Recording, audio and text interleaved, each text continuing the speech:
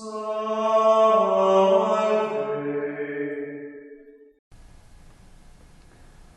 reading from the letter of St. Paul to the Romans.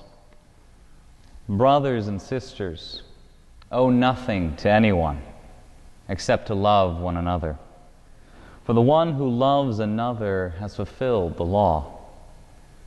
The commandments: you shall not commit adultery, you shall not kill, you shall not steal, you shall not covet, and whatever other commandment there may be are summed up in this saying, namely, you shall love your neighbor as yourself. Love does no evil to the neighbor.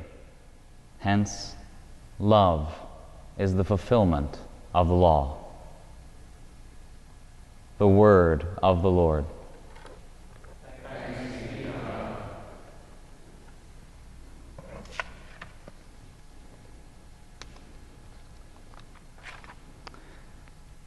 It's pretty hard to live the gospel, isn't it? In the world today, we face many crises. We see racial injustice grips our country, continues to grip our country. We see the current global pandemic, which has broken our communities and our normal ways of life. We see the current political turmoil in our country threatening to divide us even further. And yet we insist on trying to live the good news of Jesus Christ. It's hard, isn't it? But our very difficulty in living it comes from our inability to take seriously what Paul is saying today. Paul says, owe nothing to anyone except love, except for everything. And that's exactly what love is, what we are obliged to give to every single person because it has been given to us. Love. This love Paul speaks about is not sentimentality. It's not a vague tolerance for all humankind. No, love divorced from the concrete experience, from the personal, isn't love at all. We're called to give concrete, intimate expression to the love of Jesus Christ which saves. We're called to let it breathe in us and through us again.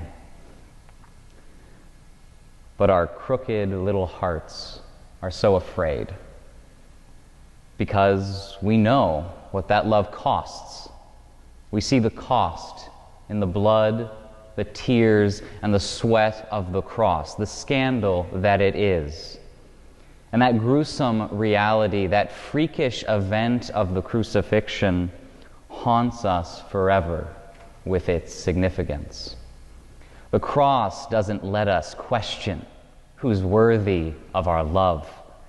Instead, it stands in stark, silent witness to Christ who died for me, for you, for the unworthy, for sinners. We are, in the words of Flannery O'Connor, a Christ-haunted people. The blood of the Lamb haunts our every interaction. It haunts our every relationship. The shadow of the cross sweeps over us, and we cannot shake it, no matter how fast or how far we run. And it forces us to see everything and everyone with our Christ-haunted vision. But this vision of ours, stemming from our baptism and our participation in the church, it's indistinct, much like the blind man in the Gospels. The people we encounter are like trees walking, freakish strangers whom we would rather ignore, rather put at arm's length. And this is how we walk through life, encountering, meeting, ministering to people we barely recognize. And then we at last, hopefully, stand in heaven. And we see clearly for the first time in our life those who are in front of us. Strangers, every one of them. Beautiful and glorified strangers. And each one in that crowd will turn to us and say something like this: I was that homeless man on the street. You spent time. You spoke with me. You gave me a sandwich. Enter into joy.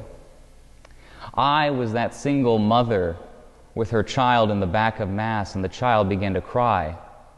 You were that priest who smiled at me and told me never to be ashamed. Enter into joy. I was your religious brother,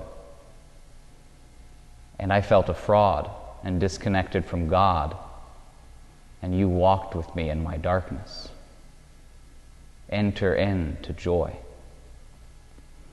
The bullied child, the mentally and physically ill, the addict, the underprivileged, the underrepresented, we owe and are obliged to listen to what they are crying out to us. From the caverns of their loneliness, they cry out and ask us to enter into their pain for a moment, to enter into the concreteness of their lives. And that's the only way we're ever going to be satisfied, because abstractions are not going to satisfy our Christ-haunted souls. But if we do answer them, and we answer them with love, we shall see one last stranger at the gates of heaven. He'll have wounds in his hands, wounds on his feet, a gash in his side, and he will simply say, I was all of them. I was in every one of them. Enter into my joy.